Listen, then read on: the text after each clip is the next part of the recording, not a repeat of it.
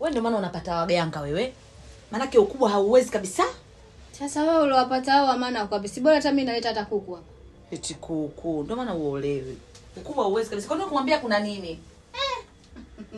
Kwa nini unagombana nini? Baba kuku waganga.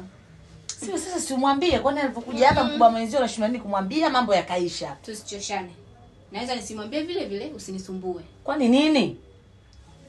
Dada, ndugu wako amepata mume anataka kuolewa. Hizo kashikashi zote unazoziona hapo za kuba maushungi, sio vitu gani ndio hizo? Leo nimeshangaa leo nikajiuliza mdogo wangu atoka msikitini kapendeza. Ajabu. Haya, wewe una mchumba gani Chanuo? Mkaka tu anafanya kazi huko Tandika. Ndoa hii yani baada ya Ramadhani au kabla ya Ramadhani?